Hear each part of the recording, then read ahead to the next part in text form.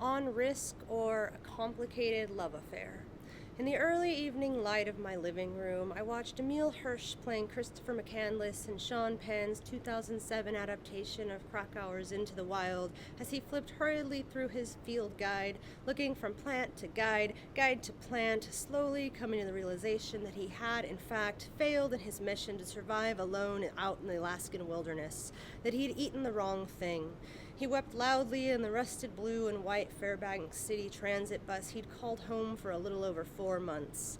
I sat close to my then-husband Fernando on our sandy-colored couch, my legs tucked under me, the black and white tuxedo cat Artemis curled into a warm, vibrating ball of fuzz by my feet.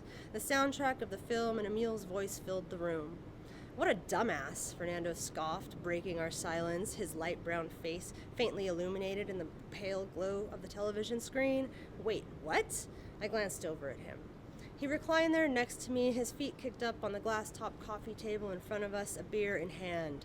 McCandless, he was an idiot, totally unprepared, had no idea what he was getting into. No plan, no map. No map! You always bring a map.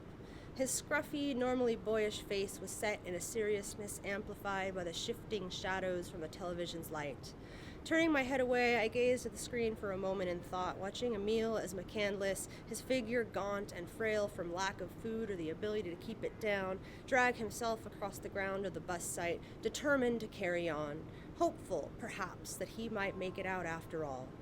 "I don't know, I kind of admire him," I replied, my eyes fixed to the screen. He had convictions, dedication and stuff, something he needed to work through, a goal he needed to accomplish. I mean, he spent all that time on the road and out in the wild doing shit pretty much on his own. He just messed up. It could happen to anyone. Fernando shook his head firmly, taking a long draw from his bottle while staring at the screen. "I have zero sympathy for the guy," he finally said, glancing at me with his dark brown, almost black eyes. "You just don't take risks like that. You don't get into a situation like that unprepared," and he was not prepared for Alaska. Though I could understand Fernando's perspective, since he always advocated for the use of checklists and pre-planned routes of maps and emergency kits and backup plans, part of me, just like that night, refuses to agree with his assessment of McCandless's actions. It seems too easy to dismiss the death as the result of mere stupidity or naivete without at least considering his willingness to put his life at risk, to throw himself so completely into something so he could come to some deeper understanding of himself and the world and his place in it. After all, life involves a certain amount of risk, and we dedicate so much of our time to the act of assessing that risk, weighing the odds of any given outcome. And for the most part, our gambles work out. But it bothered Fernando deeply, it seemed, that the young man had died, at least in his mind, a needless, avoidable death. Then again, it would appear that way to him. My ex-husband religiously watches programs like Survivor Man and Man vs. Wild, prides himself on his ability to troubleshoot and problem solve, is careful and meticulous, and might forget his wallet on an average day, but would double, triple, quadruple check the hiking packs and gear before setting out on any sort of wilderness excursion. The kind of guy that wouldn't even take off on a road trip without a carefully crafted itinerary. No room for spontaneity. But not me. I just don't have the patience for all that. That isn't to say that all his preparation and planning went unappreciated or that I have some kind of death wish. I like to think that I have some sense of self-preservation. Besides, I've spent most of my life in relative safety, never worrying about all that much.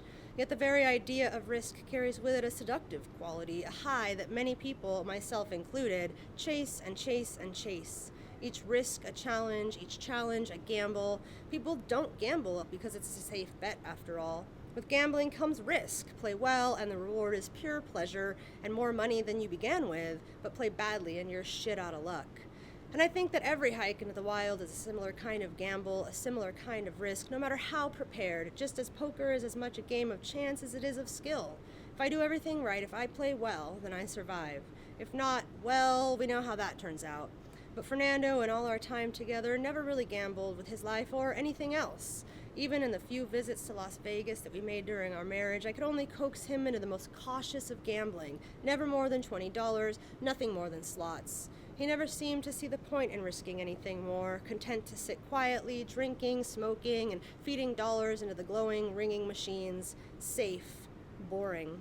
And I'd sit there watching poker and blackjack players through the smoky haze of the casino with an urge to just say fuck it, to walk over and throw money down and see what happens despite my complete inability to play any of those games. I simply want to give in to the urge to risk it all, though I never have quite given in. But it's the same kind of urge I get when I think about venturing out into the backcountry where real dangers might present themselves. In those moments, I never think of how ill-prepared I might be for such an endeavor or of all the possible outcomes of my decisions. I simply want to throw myself into something, to buck against what is expected and test myself in some way, to see what I can endure and what I cannot. And what better way to test that than to put myself at risk?